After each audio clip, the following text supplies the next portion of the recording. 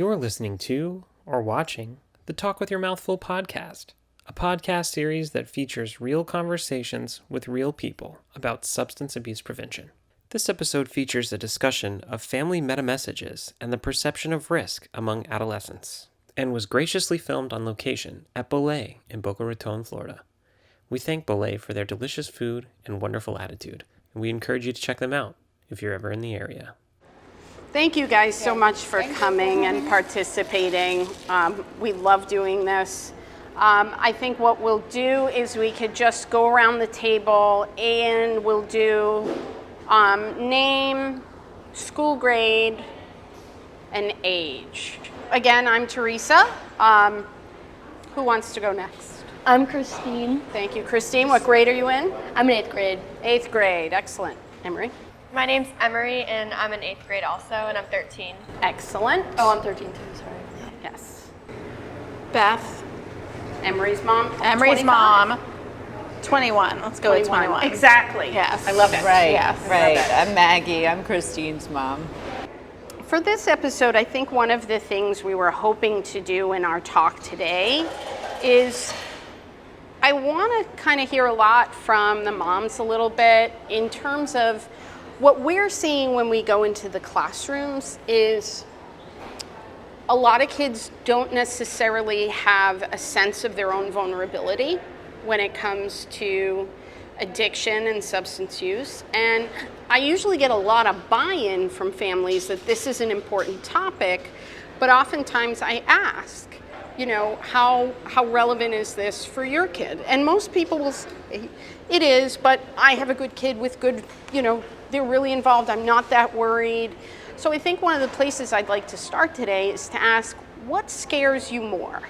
The idea of them experimenting with substances or possibly developing the disease of addiction? Mm-hmm. Okay. Definitely developing the disease of addiction. We have that in our family on both sides. Christine is extremely daring and adventurous, and so I can see her definitely experimenting. However, we have had conversations ongoing with both our kids. She has an older brother about what would indicate that this could be a problem. Yep. Yeah. So I'm the same with Maggie. Yeah. It's definitely the addiction. We have addiction in our family. Her dad is an alcoholic, so he's an addict, and that's substance abuse. So I don't mind the experimentation. Like, obviously when she's older, I know it's going to happen. It's she has 2 older brothers. Yep. So we've been through it all with them, and I'm sure Emery has witnessed some of it as well. So that was something we had to talk about with her and her brother. And she knows her dad is an alcoholic as well. And we're a very open family too. I don't know how daring she is and with it. I'm sure she will want to, and I hope when she wants to, she will talk to us as her brothers did. Yeah. But this is I your think best it's friend. right. And I think it's, we're okay with it. I don't condone it, but I'd rather Right. her experiment and let us know And you want to be kind and of kept instead in of the loop. hiding it. Right. Right. Being- So, yeah. So let's do, so you've got a marker and paper. So I'm going to have you guys write on it, but I don't want the girls to see your answers. Okay. So you can fold it Okay. and write your answer on one side. You Or, like, girls are are we going to get a also- different question. Okay. So we're not writing This is it. like literally the only game we're playing today. On a scale of 1 to 10, how scared are you that they could develop the disease of addiction? 10 being absolutely terrified, it consumes me. And 1 being, I'm not worried about it at all. Good kids, it's never going to happen. I feel like their answers are going to be so different. Well, which would kind of make sense, right? Never know. What if Never Emery's know. wild? Okay, so they've got their numbers. Now, for you girls, I'd like to ask 2 possible questions. One is, how vulnerable do they feel to the disease of addiction? Same scale. Or how afraid are they of the consequences of using substances? I am interested in the first question. How vulnerable? Consequence.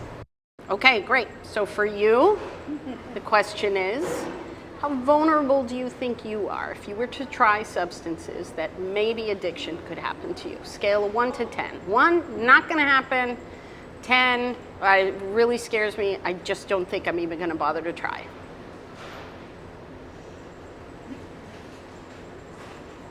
Okay, folded closed. Okay. And for you, how afraid are you of the consequences that come with using substances? How similar do you think your answers are?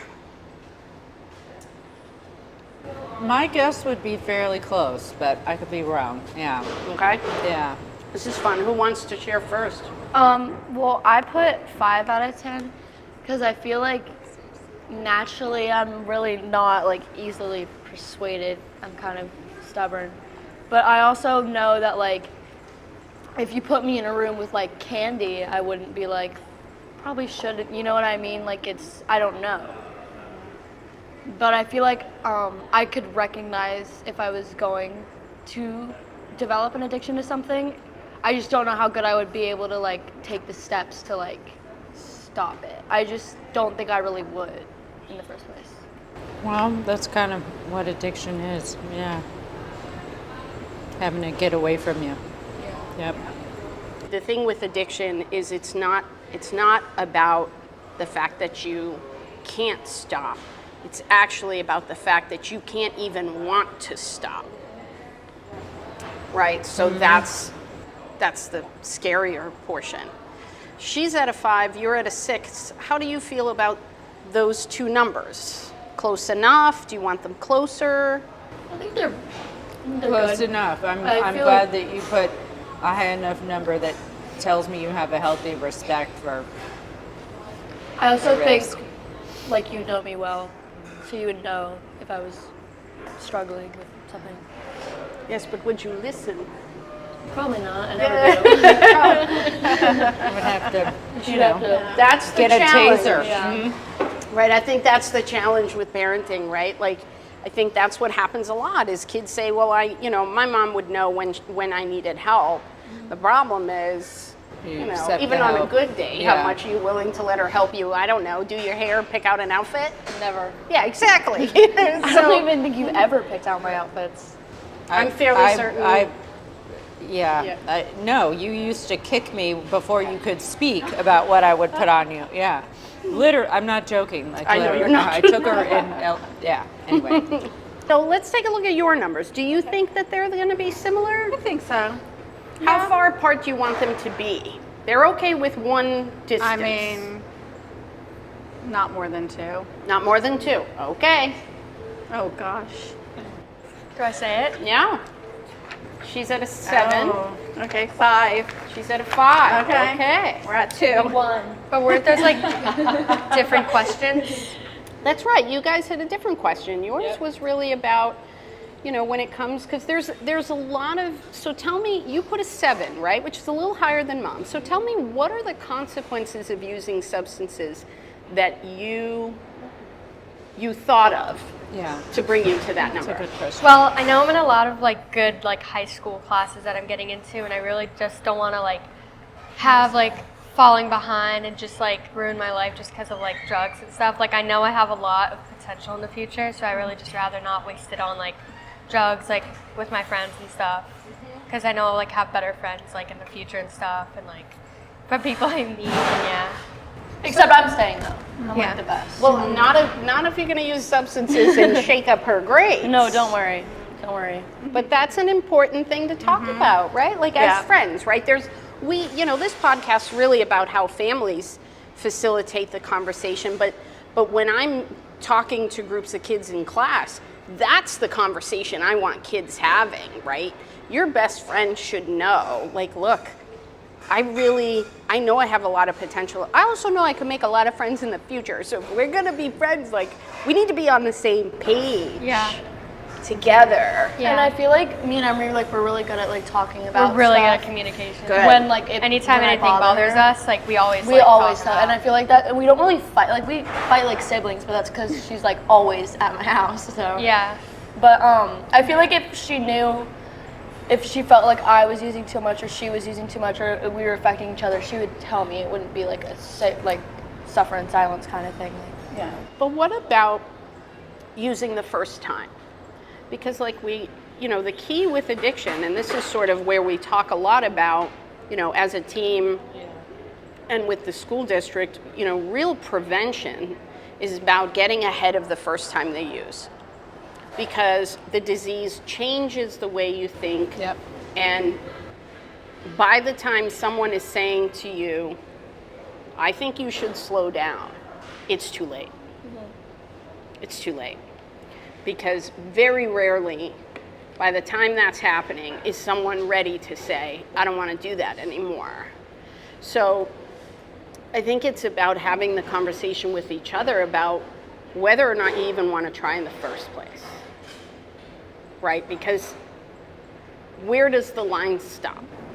I feel like before we do anything, we like tell each other. You know what I mean? Like we always we FaceTime and text every single day. We have classes together. What if you disagree about that? Well, I'm sure we wouldn't be like, I hate you now forever. You know what I mean? Like I feel like I always hear her out, and I feel like she always hears me out. And we try to like work our way around it. Yeah. And I feel like, I can sometimes admit when I'm wrong, and I feel like she can too. Yeah. Really? So I feel like Emery, tell her. Maybe to them they admit it. Not Yeah. to me. Yeah. Well, you're my It's mom. easier for them to admit it. They'll admit it on this Right. plane, Yeah. but not across this Yeah. plane. Yeah. Friends always balance each other out. Yeah. So. Yeah. They balance each other out. Opposites. Because Well, that's good. You it's want a little of that. I like the dynamic, even with what we're eating. Christine has been, I've heard her at our house, you will eat this pear. Eat a pear. It's not going to hurt you. Because she was like, how could you never have eaten a pear? Anyway. And I think she did eat, she may have spit out the pear. She spit it out. Was it a pear? Yes. I think it was like a peach or something. But you spit it It out. didn't go well. I don't remember whatever what it was. Yeah. Oh, It it was the drink. the smoothie. The smoothie. She was convinced she was gonna keel over. She took a sip of a smoothie. She did try the smoothie. I'm proud of her. Right. So there's like healthy, There's healthy peer encouraging pressure. people to be more adventurous, She has her or boundaries. the other way would be encouraging Christine to, I don't know, not do that, whatever it is. Maybe that's why I'm not so worried, because she's so picky and just won't do things. Well, she's clearly conservative, right? When she assesses for risk, she's conservative. She doesn't like getting in Drives me trouble. insane because I'm not at all. Well, and yet, that may be a critical component to what makes your relationship work. Well, yeah, because if we were both like me, it wouldn't work. And if we were both like her, it wouldn't work either. It's the It balance. would, you just probably wouldn't do much. I would literally And if like, you were both like you would try everything. exactly. And that, There's no. So how do you do that though when you're hung on something? How do you decide? What do you mean? We just fight it out. I don't know. Like there's no like. How do you if you're in disagreement about whether to try something is what I mean. Well, first I'm always like, what's the worst thing that could happen? Okay. And she always finds 4 billion things that could happen. And then I'm like, well, what is the likelihood of them happening? And we also we're usually on the same page about stuff. Yeah. We don't really have fights often, but I feel like if we were to really, we always evaluate everything well, that's mainly her, but worst to best thing that could happen. And then we just find a mediate of okay, what if we do it halfway? What if we do it some way? And I feel like if we were gonna do a substance, it'd probably be together. I mean, Yeah. I don't think it would. Or like someone we trust. Yeah. What do you think is the worst thing that could happen? With drugs, death. Yeah. for sure. Would you be nervous to talk to us about it? Probably. I would. Yeah. I would be nervous.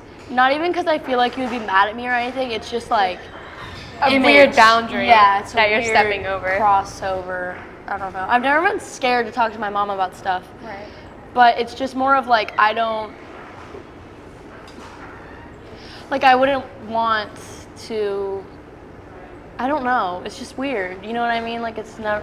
Like we probably, I don't want to speak for Maggie, but I know that it's better to talk to us about it than to hide it and have us find out about it. As you've probably seen with maybe your brother in certain instances, your brothers definitely in certain instances, because we're pretty much an open family like that. So we don't, again, expect you to do drugs and all this stuff, but we know it's out there and it happens. So we've been all through it. So we rather handle it within the house. I feel like I also do know a lot about abuse, like substance abuse and stuff like that, because my mom is obviously a therapist, and I have an older brother, so he's always taught me stuff. Not that but Does your dad talk to you about it directly very much?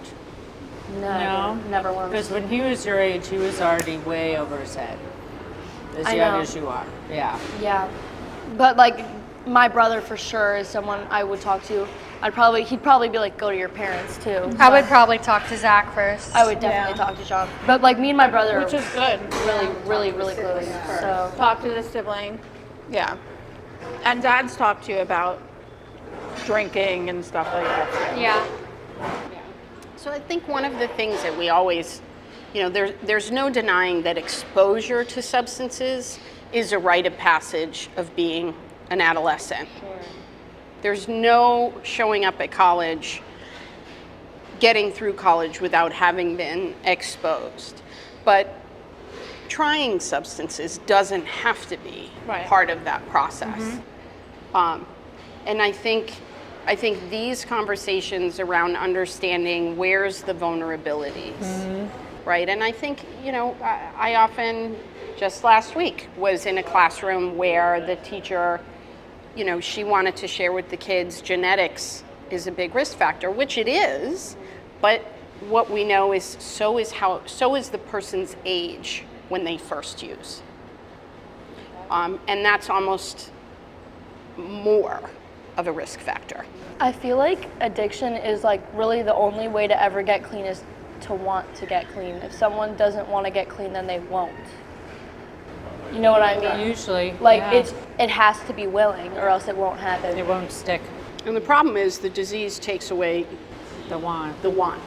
Yeah. I also feel like just because you have addiction in your family, it doesn't necessarily mean that you will have an addiction problem. I feel like if you just know yourself, and even if you don't, I feel like it's always about having a good support system and knowing when to stop. And I mean, obviously if you get too carried away, you won't, but that's when family comes in and helps. So how would you know though? Well, I mean, you've taught me the signs of addiction since I was little. Yeah. Feeling like you need it, Yeah. like not being able to do daily things like eat or sleep. We've also Without learned it. stuff in school. We learn stuff Like in what? school. What have you learned? Peer counseling is. Yeah. They teach Like you peer that. counseling teaches us about We like also drugs. see it Oh, in the bathrooms and in the stuff. bathroom, all over the floors, We've with- seen on people's With stories. weed, like with carts, vapes. Like we've seen on people's stories, like people getting caught by a security guard, like with vapes and stuff. They post that? Yeah. Wow. where is their mother? I mean, they can get in trouble for posting That's that. what I think. Where is Right? their Do they get in mother? trouble? I don't know if they get caught. I mean, it's Snapchat. The statistics are at the 8th grade level, 9% of 8th graders say they vape in the last 30 days. Wow. Okay. And 5% say they have smoked marijuana in the last 30 days. 5%. In the next 2 years, the vaping numbers then go to 17%, and by senior year, it's up to 26%. I think it's because a lot of kids my age, they also think weed is like a safe drug, or Like not- nothing's gonna happen to them. it's still a drug. Yeah. does everything a drug does. Monitoring the Future is a study. It's done annually. It's a national survey. It's put out by the CDC, and they break it down into use per age group, and then they give a combined. And of all kids from 8th grade to senior year, 8% reported being drunk in the last 30 days, but 12% said they were using marijuana in the last 30 days. Kids are using weed more than they're drinking. Yeah. The overdose rates, the youth overdose rates in Palm Beach County, almost all involve marijuana. And a thing to discuss, which is, I was just having this conversation with Dr. Spencer earlier today about, families talking about marijuana, because what we're seeing is, we're even hearing it in schools. The perception of risk as it relates to marijuana is concerning. In 2008, percentage of THC in the seized marijuana was 9%. By 2017, it's at 17%. Wow. And the marijuana that you can get from a dispensary ranges, the average is 22% THC, and it can range as high as 45. Wow. We're talking about different weed. Way, way, way stronger than it was. The danger is even more than it used to be. What I'm hoping that we're able to kind of help you guys do is really dig a little deeper to where this conversation has to go, because it has to go much deeper than most families realize. How do you feel, right, on a scale of 1 to 5 about how you approve or disapprove? 1 being I approve, and 5 being I really disapprove of using marijuana, occasionally. We'll qualify that as occasional. So what was one again? What was the question again? 1 is I approve, 5 is I very much disapprove of using marijuana occasionally. Do you think it's okay to smoke weed occasionally, on occasion, sometimes occasionally? One is no. Like at my age. Oh, our age? Oh, Yeah. that changes everything. What do you hope they put? Oh, definitely 5. You want a 5. Okay. They both put 5. Yes. So now you're going to look at how risky do you think it is to use marijuana occasionally, with 1 being no risk, 4 being great risk, and 5 is your, I don't know. 4 is the highest risk. Yep. Got it? Yeah. Why don't you guys show your moms what you put? She put 4. She put 2.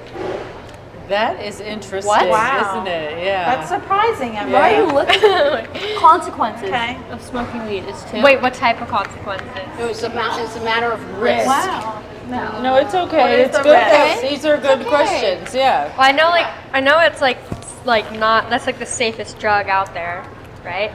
No Weed. drugs I mean, safe. not really. No, but like Out of, not- I guess, yeah.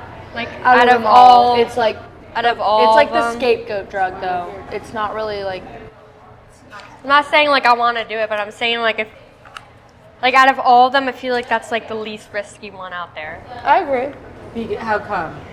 Because it's like it's really hard to overdose on weed. Like Well, you can it's not really, even. like, yeah. It's more of like it. Obviously, We talked everything you do is gonna mess you up some way. yeah. But she's saying, I don't think she means safest. I think you mean like Less harm. less harmful. Cause Once you're addicted, you're addicted. You're gonna you. But I'd rather be addicted to What if you weed than smoke heroin. pot, so What you is smoke the pot all risk? day? What's gonna happen? So when Now what? Teresa said risk, what does that mean? What's the risk? What's gonna happen? Let's break that part down. Yeah. Well, I would say, obviously, addiction takes away everything you care about. So if I started smoking pot every day in 4th period, you'd be like, dude, I don't want to hang out with you anymore. Yeah. I'd probably become distant from my mom because I don't want her to know anything about me. And friends, withdrawn from your friends. John, Your for sure. schoolwork would suffer. You wouldn't get into your college. You wouldn't. And your It's little a high growing risk. brain. Oh yeah, your brain would Yeah. get It's a all high scrambled. risk. So I don't. And then what if you went in a car high when you're 16? Yeah. So the risk. I disagree with you. So what numbers did you I guys did 4. hope they put? Oh, I would have 4. hoped she would have put a 4. Yeah. Or at least a 5. I was really sure. not More expecting so a than 2. a 2. But that's why Yes. this is. We Yeah. wouldn't have known that if we didn't have this 'Cause she's conversation. like- yeah. She's like scared to get an 80 because it'll take her out of Harvard. You know what I mean? So it was just like, okay. And again, that's why it's an important conversation. Yeah. But if she's scared to do that, the risk factor, that should scare you more because you wouldn't want to take that risk. Because Yeah. then you're going to get that 80 and not get to the college you want. Yeah. And what's really interesting is that she's the one identified as the greater risk taker. Right. Yeah. That's Yeah. yeah. Your eyes were just like, Yeah. oh my God, that's so true. Yeah. Yeah. She's known to be the safer of the two. Yes, and everything they do together, Correct. she is always safer. So I mean, I love Christine. She knows of course. Yeah, But when she yes. needs to, I mean, I do. She's when like she my needs daughter. to try something new, this Yeah. is who you want You're her gonna with eat a to help pear. her Yes, feel like strong I would and be okay with confident. Christine. When we talk about her doing stuff, it's always, well, Christine out of my mouth, you know? She's like me. She's protective. She Yeah. stands up for her friends. Yeah. She's, So yeah. if the safety barometer is lower, we just had this conversation with the kids yesterday as we were talking, and one of our speakers was sharing his story of how his disease progressed, and he's 3 years sober at the age of 24. He went to treatment at 21 years Wow. old. He started using substances freshman year, and it Okay. was marijuana the whole time. It's crazy. It's like Josh's age. Like, it's her older brother's age. Yes. Yep. So he talked about all the different things that happened, and I had stopped and I asked the kids, how much do you think he should want to turn around and stop using drugs at this point of his story? And the kids were like, maybe 75%. And this is 75%. He's in the ICU with breathing problems because of vaping marijuana. And the kids were still at 75%. Wow. Why? How can that be? Why are they saying What is it? 75%? Where's that other 25%? I don't know. Like, yeah. That's what they said. I said on a scale of That's 0 crazy. to 100. 100, he should absolutely stop. Where are you? And they And were he's like in the 75. He should probably cut back. That's crazy. Yeah. What would be the argument for not stopping if you're in the Right, where's- in the hospital, like on a machine because you've hurt your lungs? I never. I don't know why you're. No, I'm just wondering because I mean, you said in I can fairness, see these that kids or were a something. little I was older, and what we saying- see is as they get older, Yeah. their judgment gets I even can, worse. I can see. I can see why they would say that. It's because probably at least 4 of them in that room smoke weed, maybe Okay. even more. Probably. And they would probably be like, So does well, that? I mean, I would get better, and then it would be regulated. No, it wouldn't be regulated because I mean, I Oh, so see you're why they saying would the say 25% could still justify it or rationalize Yes. their That's why using. he should. it. Yeah. So is that because they're already addicted to marijuana? Yes, that's my point. That's where the 25 comes from because it's their own mind justifying it. And they were only in the 9th grade, so just a year older. Oh wow, amazing. Like, you can tell when someone smokes pot. Like you Yeah. can tell. Like, I obviously know what someone being high looks like.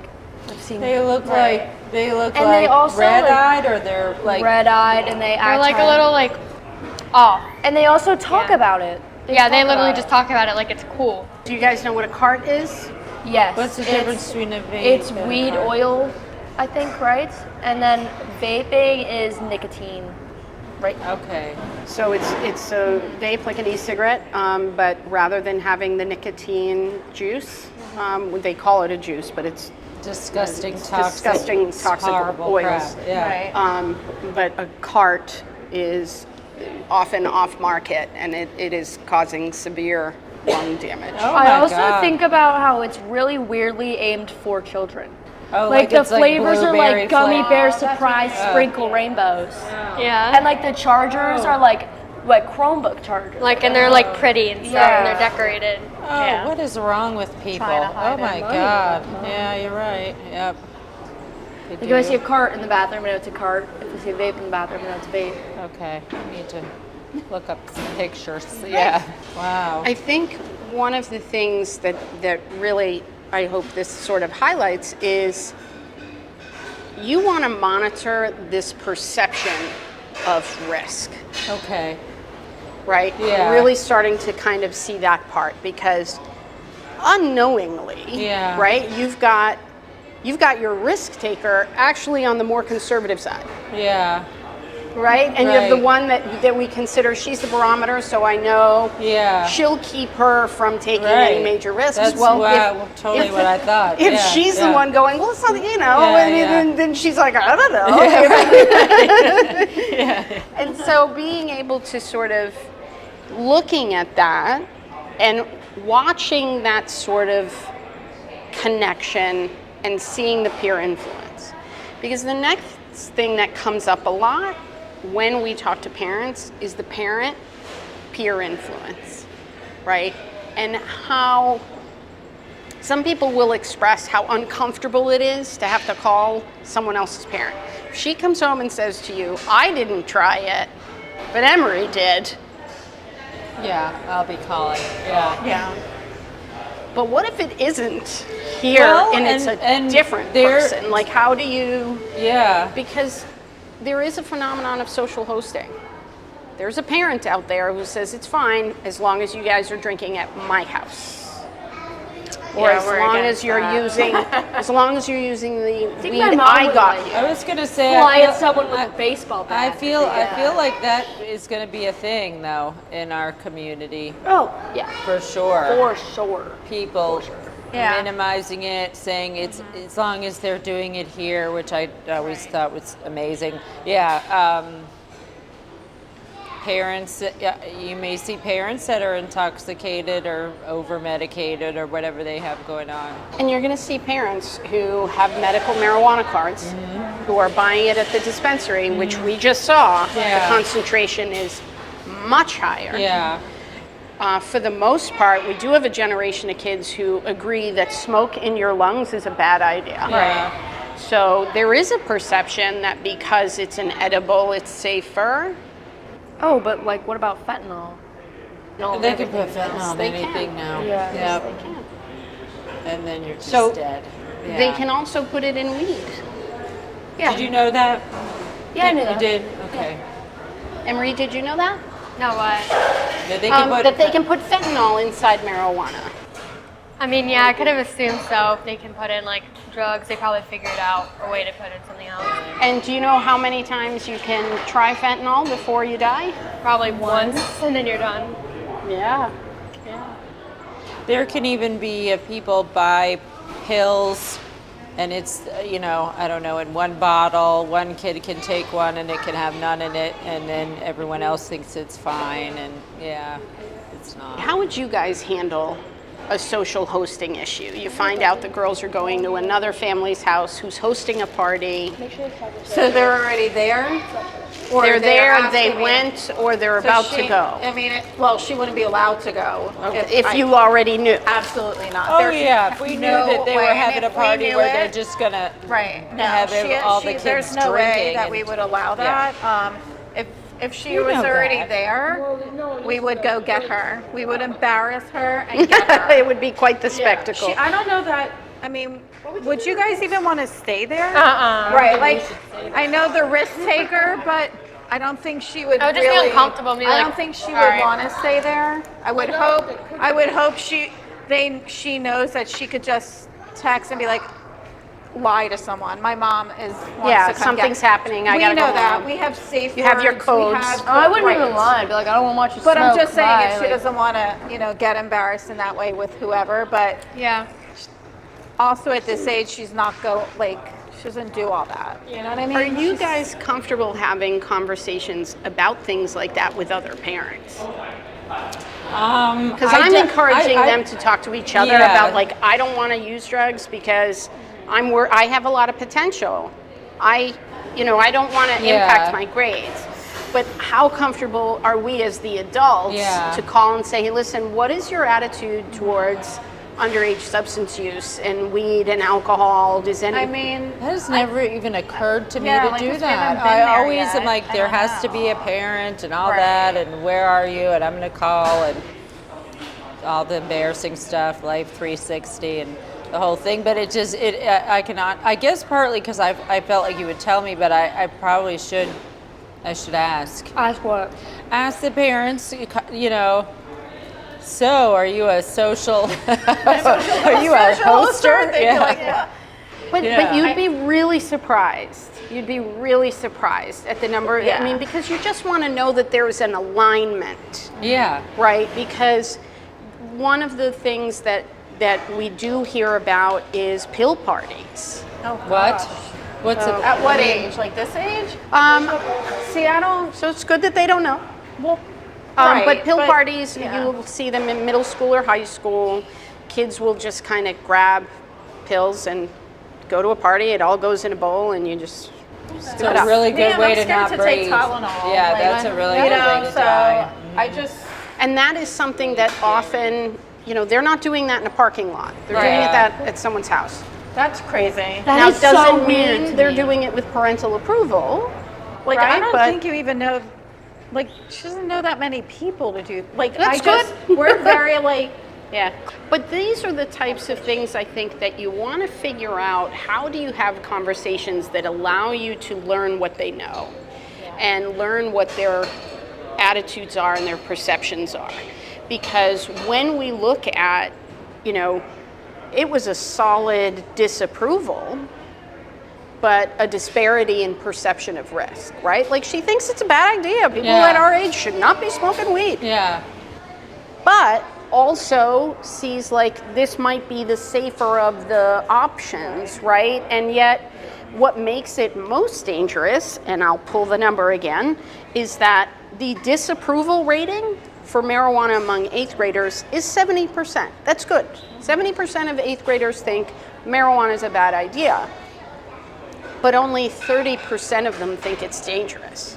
So what are they disapproving of? Yeah. And isn't that the question? Yeah. Right. Why do you disapprove then? Yeah. Because your reasons for disapproving are going to change. Yeah. If your disapproval isn't based on, I know it does this to my lungs, this to my brain, this to my body, Right. then what are you what's the disapproval? So why do you think it's a bad idea for 8th graders? What is it? Well, it can like mess up their grades, their whole life. Could I just be also messed think- up. You're so okay. I think it messes up everything. Like it messes up your growth. It messes up like vital things you need for your adult life. Grades. Friendships. Oh. Anyway. So one of the things that I hear with people I work with as a therapist is if someone has a problem with an addiction to one drug, they'll say something like, yeah, but I'm not an alcoholic, so I could drink. And a lot of the risk with weed or alcohol or something that people think of as safer is it impairs your judgment enough to think that other stuff is a good idea. Yeah. That's a horrible idea. That's why people get in a car. It seems I'm fine, I'm good to drive. Their judgment is impaired enough that they make terrible decisions. So your ability to assess, is this a dangerous person? Is this a dangerous situation? You have very good spidey sense about like who's a good person, who's not. Is this a dangerous situation? You're aware of your surroundings, and that harms that really any substance does. So you wouldn't see something It's like coming. your superpower Yeah. gets stunted. Yeah. That would be tragic, right? Your superpower gets stunted. I think, one of the things when I work with families, and I kind of watch it here as well, is there is a challenge when we look at experimentation, exposure. Is it a rite of passage? Where does this go? It's hard to find that balance. But there's a mixed message in, I disapprove, but I know you're going to do it. right? There's a mixed message there. And so the way that manifested just this week, on Monday I presented a vaping education program to 5th graders, because what we know is that to date, the youngest I've heard is a 3rd grader was caught in the bathroom vaping. And so That's an 8-year-old kid. Yes. Yeah. So I presented this to 5th graders. So these are 10-year-olds about to go off to middle school. And I don't know if you girls remember, but all 5th graders are absolutely panicked about middle school. And I brought up, like, do you talk to your friends about, do you want to try drugs? Do you talk to your friends about why you don't, so that your friends know? And one little boy, I will picture him for quite some time. He just went, it's gonna happen. And I flinched. Jaded 5th grader. I flinched at his reaction because I said, well, at first I wanted Yeah. to be like, you don't have to, Yeah. but then I was like, okay, kind of Yeah. like I'm watching you guys do right now, where you're Don't like, freak "Oh, out. okay, Yeah. make no sudden movements. Right. And I just said, well, could you tell me why you would say that? And it was really very sad. He had his hand in his head and he's like, because your friends are just gonna ask and eventually it's just gonna get annoying and you're gonna do it. Like, he already feels powerless from the beginning. And so I think one of the things I try to encourage in these conversations is really get to what are their attitudes. Because if there's mixed messaging in, I don't want you doing this, but if you do, tell me, you want to know things like, how easily do they think they can get it? Because for us, we're thinking, it's middle school, where are they going to find it? And yet they may know exactly where they could get it if they wanted it. You are adventurous, but I guess the good side of that is you're mule stubborn, meaning you will not be very susceptible. You will not be as susceptible, perhaps. I don't know. I guess I should ask you that. What? What I was going to say is that, while you are adventurous, it's also not very easy to get you to do something when you don't want to do it. But I'm also not somebody your age. But I've never been convinced something that I genuinely don't want to do. If I genuinely don't want to do something Other than roller coasters. yeah. So I think part of what you want to explore, right? So if we're just to look at this conversation, right? Where do you go from here? Because I can tell that you guys are like, whoa, there's a few things here that are eye-opening. I like the number thing.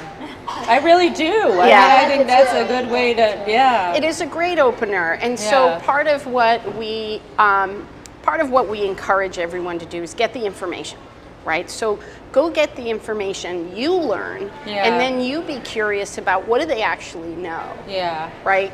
So 70% of kids who try drugs at your age will have an addiction by the time they're 20. Wow. 70? Yes. And in addiction treatment centers, if you ask, how old were each of you when you started using? 90% of them say I was under the age of 17. They usually say 14, 13, 14. Yes. They do. Yes. So having conversations like this are critical. And that first use, that age of first use is, I would argue, more powerful than genetics. Okay. Wow. Did you hear that? What does that mean to you? The first use is more powerful than genetics? Yeah. So even if no one in your family had a problem with addiction, if you used it at a very young age, you would be even more likely to be addicted than someone with addiction as far back as the eye can see.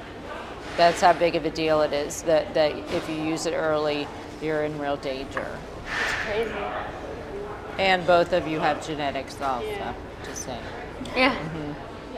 So it's something that you want to be able to explore to help them understand that, because otherwise they're thinking, okay, they're having that just weed myth. Just weed or just once or just Right. Yeah. And it's really just because the brain is so susceptible to dopamine production. Yes. And the more the brain is damaged in that department, the more likely it is to get addicted, right? So you want to make sure they have an understanding of the risk, and then, but we kind of started this, so we started with the information, right? I came with some numbers and some things to know, and then we started asking questions about what do you know, how do you feel, right? And we have a sense that certainly Emery did a great job highlighting, like, look, I'm thinking about the consequences here, and she's got a great vision for her life, and she's thinking, you know, this is the consequence here academically puts me in a position where I feel like I wouldn't do that. Yeah. That's one of the consequences, right? But then there's the impact it's going to have on her friends, on her relationship with her mom or her brothers. Then there's what are the consequences at home for this kind of behavior, right? Where's the firm, fair, and consistent parenting that says this we don't approve of? Yes, we want you to come talk to us. You need to also understand this is what's going to happen. There's that, and then dig deeper into how comfortable are you saying no to your friend? So before we wrap up, do you guys have questions for me? What substance is on the rise the most? Vaping. Okay. Vaping and marijuana. And carts? Yeah, and I know when we're in the classrooms, edibles are a huge concern. Overdosing on marijuana, right? So I'm always teaching kids, overdose is about taking more than your body can handle. Some medications, drugs, alcohol, all of it, will result in the dose being so high that vital parts of your body will shut down. Others, right, so with weed, overdosing on weed happens all the time. What does that look like? Psychosis. Do you know what that means? Hallucinating, hearing voices, seeing things? Okay. Not knowing where you are. Yep. We've had a lot of school nurses call to say we just had to send, and it's not one, it's often a group because they're taking it together. Okay. So I think that is one that merits a much longer discussion. Okay. Is the weed. Vaping, I think, is a little easier to talk about because there's generally, we did a really good job in the 90s educating us, frankly, about how bad cigarettes and nicotine were. So when we educate kids about vaping being so similar, we get buy-in pretty well. But weed is very different. Weed is very different. We are having a hard time getting the buy-in from that. Okay, so psychosis, the toxins in your lungs. Psychosis, toxics in your lungs. Brain development. The numbers in the ER visits among youth overdose involve marijuana. Okay. And they're happening most often during the school day. And some kids don't make it back, meaning I have seen really young people become psychotic from an overdose of weed, meaning hearing and they're severe. They have a severe mental illness for at least as long as I knew them. You know, they didn't just return to before they overdosed. They had to be medicated, and it really hurt them. And for those who reach the psychosis, it's not over just because the weed is out of your system. It's there for a few months. Yeah. And it's usually scary. People don't hallucinate about rainbows and unicorns. It's usually I feel like a lot of the reason kids my age are doing drugs and stuff is also because school is really tough on everyone now, wouldn't you say? Yeah, and they feel like it's like an escape. Yeah, and because as you get older, it just gets harder. Yeah, and that's probably why like, older people do more drugs. So how else can you escape? hobbies. Yeah, like what? like Sports. sports. Like you play soccer. Like soccer. Yeah. And that's the next layer of the combo, right? Where you get to loop it back around to what are the reasons you think people do. Yeah. So let's kind of circle it back. Yeah. This was great. You guys were wonderful. Good job, you guys. Thank you. I hope everyone who's watching really enjoyed the episode today. I think what I sort of felt like we circled around to was the depth of the conversation and how much it actually needs to be a repeated conversation. And what I think these two moms did a great job of doing was modeling how you don't panic and you stay nice and calm, make no sudden movements, and keep having the conversation from a position of curiosity versus debate and convince, right? That's not the goal. The goal is to be curious so that you can explore your child's decision-making process. And then you can offer information to help influence that in the direction you want it to go. And you girls were just great. Thank you. These were great girls to work with, and they were very open and honest, and I love that you guys were not defensive.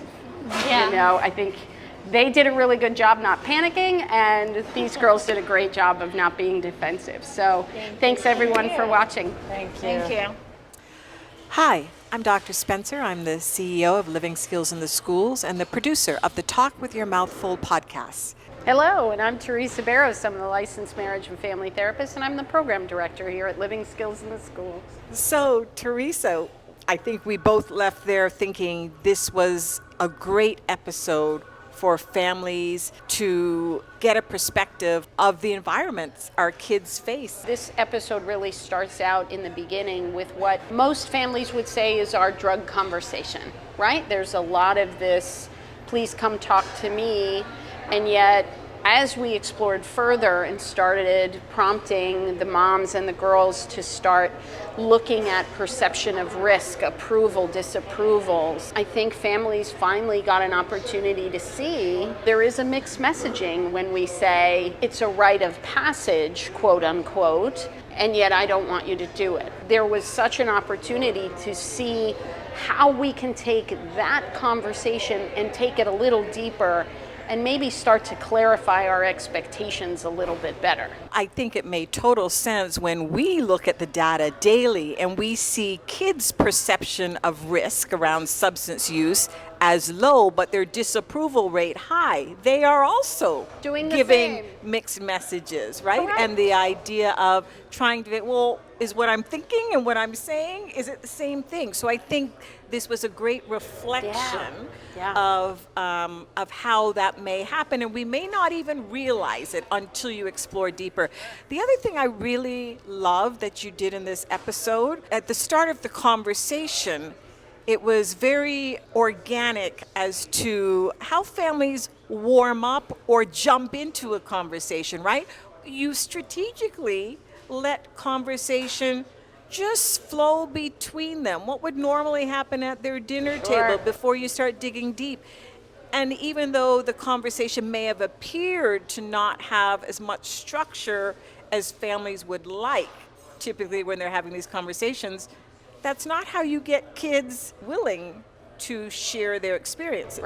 Right. These moms did a really good job of hearing some difficult information from the girls. I think there were certainly moments in there where I wanted to be like, oh no! But these moms did a really good job of kind of staying level-headed and allowing the girls to talk.